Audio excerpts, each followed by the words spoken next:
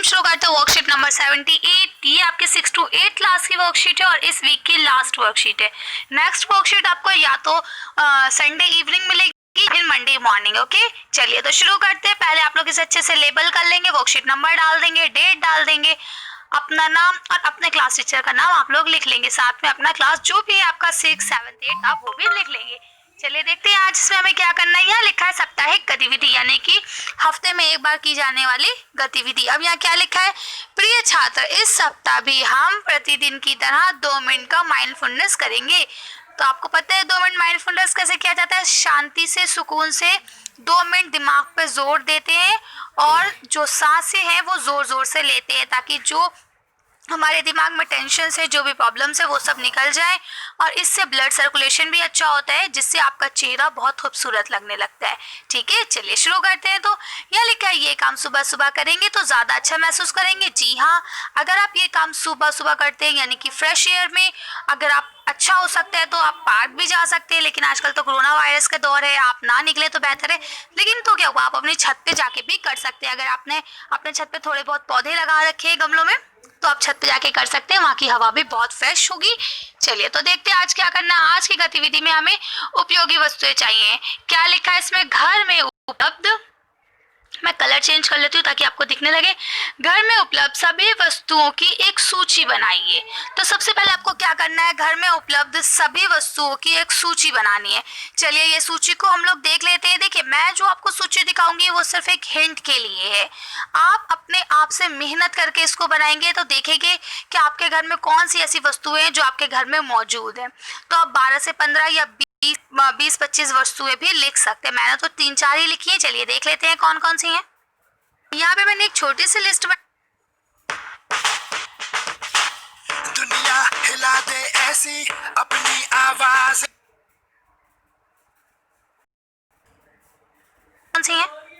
यहाँ पे मैंने एक छोटी सी लिस्ट बनाई है जिसमें मैंने बर्तन, चावल, नमक, है ना, पानी, झाड़ू और टीवी लिख दिया। ये चीज़ें हमारे घर में जनरली देखने को मिलती है, मैंने इन चीज़ों के नाम लिख दिए। अब आप इस लिस्ट को और बड़ा भी कर सकते हैं, उसमें कोई प्रॉब्लम नहीं है। चलिए अगला देख लेते हैं।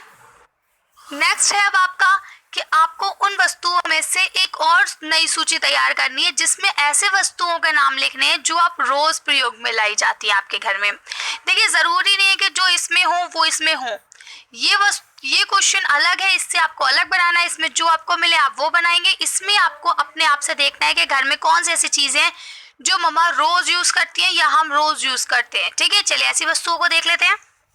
अब देखिए आपका क्या लिखा है, डेली इस्तेमाल होने वाली चीज़ों में, तो आप लिख देंगे दाल, चावल, कपड़े, चादर, झाड़ू, जूता और टीवी। ये सब चीज़ें हम लोग डेली यूज़ में इस्तेमाल करते हैं, कहीं जाना आना, ऑफिस, स्कूल, है ना, स्कूल डेली जाते हैं तो हम लोग रोज़ रोज़ ये सब चीज़ें इस्तेमाल करते हैं। तो अब इसके अलावा आप लोग अपनी मम्मी की सहायता लेंगे और जो है उसको भी लिख लेंगे। चलिए आगे देखते हैं। अब देखिए अब आगे इन्होंने लिखा है कि ऐसी वस्तुओं की सूची बनाइए जिनको सप्ताह में एक बार प्रयोग किया जाता है, यानी ऐसी चीजें जो हम पूरे हफ्ते में सिर्फ एक बार यूज करते हैं। चलिए तो इसका भी आंसर देख लेते हैं।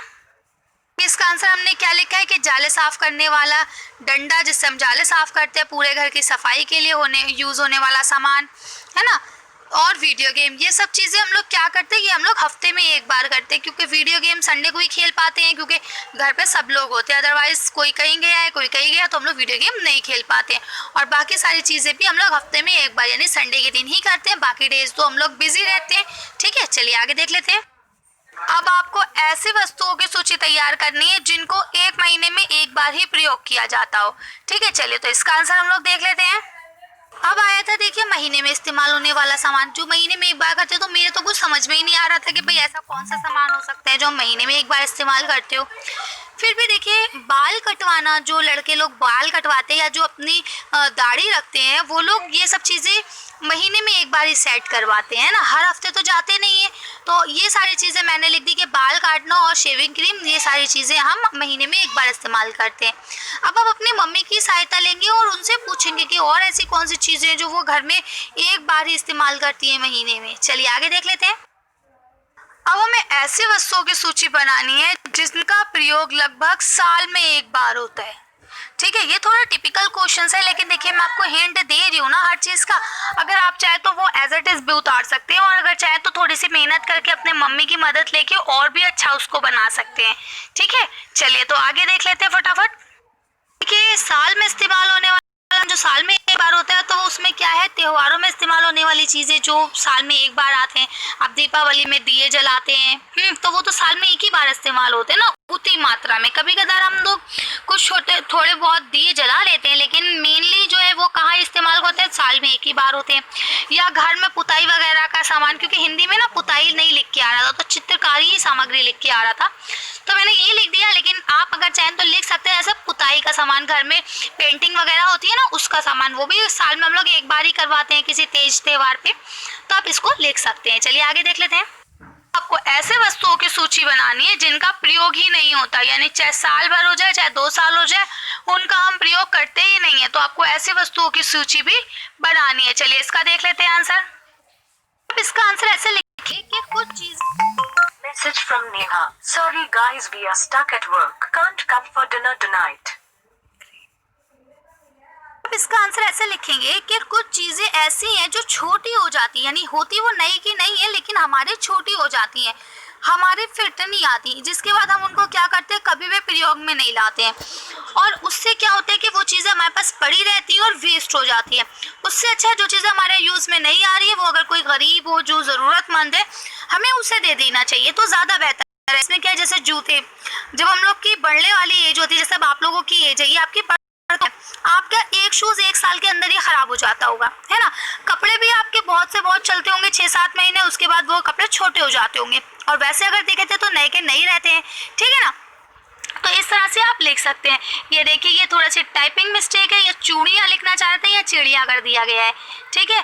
तो ये टाइपिंग मिस्टेक, आप ऐसे नहीं लिखेंगे, आप ऐसे लिख लेंगे चूड़ियाँ, जो हम लोग लिखते हैं ना, इसको आप काट दीजिए, सॉरी, ठीक है। आप लिखेंगे चूड़ियाँ, चा में ऊ की मात्रा, ड़ा में ई की मात्रा, या में आकर अंडा, चूड़ियाँ, है ना, जो हम लोग मम्मा लोग पहनती है चूड़ियाँ वगैरह, तो वो भी छोटी हो जाती है, और उसके बाद वो क्या होती है, वो भी वेस्ट हो जाती है, तो इससे अच्छा हम किसी को दे दें, ठीक। तो यही चीज़ है यहाँ पे आपको लिखना। चलिए आगे देख लेते हैं। आपका इसका लास्ट क्वेश्चन है कि आपको ऐसे वक्त लिखना है कि यदि हम प्रयोग ना होने वाली वस्तुओं को ना खरीदेंगे तो इसका क्या प्रभाव होगा, यानी इसका कैसा प्रभाव पड़ेगा आपके ऊपर, आपके समाज के ऊपर और आपके पर्यावरण के ऊपर, तीनों के ऊपर आपको लिखना है कि अगर हम जो चीज़ यूज़ नहीं करें, क्योंकि देखिए बहुत सारी चीज़ें ऐसी होती हैं जो हमें पसंद आती है और हम उन्हें खरीद लेते हैं, ठीक है, लेकिन कभी भी वो ज़िंदगी में यूज़ में नहीं आती हैं, तो इससे क्या क्या प्रभाव पड़ रहा है समाज पर, हमारे ऊपर, बल्कि और पर्यावरण पर क्या प्रभाव पड़ रहा है। चलिए इसका आंसर देख के वीडियो को फिनिश करते हैं। अब ऐसी वस्तुएं जो हमारे उपयोग में नहीं आती और फिर भी हम उसे खरीद लेते हैं, तो उससे क्या प्रभाव पड़ता है समाज पर, हर चीज़ पर। तो हम देखते हैं, पहले स्वयं पर देखते हैं, तो स्वयं पर उसका ये प्रभाव पड़ता है कि हमारे पैसे खर्च हो जाते हैं बेकार के। अगर हम उस वस्तु को ना खरीदें तो हमारे पैसे बचेंगे और हम उसकी जगह पे कोई दूसरी उपयोगी वस्तु खरीद सकते हैं, वो चीज़ जो हमारे लिए ज़रूरतमंद है, जो हमारे लिए बहुत इंपॉर्टेंट है, हम उसको खरीद सकते हैं, है ना। तो इस तरह से जो भी चीज़ें हमारे लिए ज़रूरी नहीं है तो हमें उन्हें नहीं खरीदना चाहिए। कभी कभार क्या होता है कि कोई चीज़ हमें पसंद आई और हमने उसे खरीद ली, चाहे बाद में हमारा उसका इस्तेमाल हो या ना हो, तो हमें ऐसी चीज़ें नहीं खरीदनी चाहिए। क्यों? क्योंकि उससे ये होता है कि आपने खरीद ली ज़बरदस्ती में, सिर्फ आपको पसंद आई, और हो सकता है किसी के लिए वो बहुत इंपॉर्टेंट हो, अगर आप उसे ना खरीदे तो हो सकता है कोई और उसे खरीद ले आके, है ना। चलिए आगे देखते हैं दूसरा पॉइंट इसका समाज पर क्या प्रभाव पड़ता है। तो देखिए, हो सकता है जिस वस्तु की आपको ज़रूरत नहीं है वो किसी और के लिए और महत्वपूर्ण हो, यदि आप उसे नहीं लेते तो कोई और ले लेता, तो इस तरह से समाज में प्रभाव पड़ता है।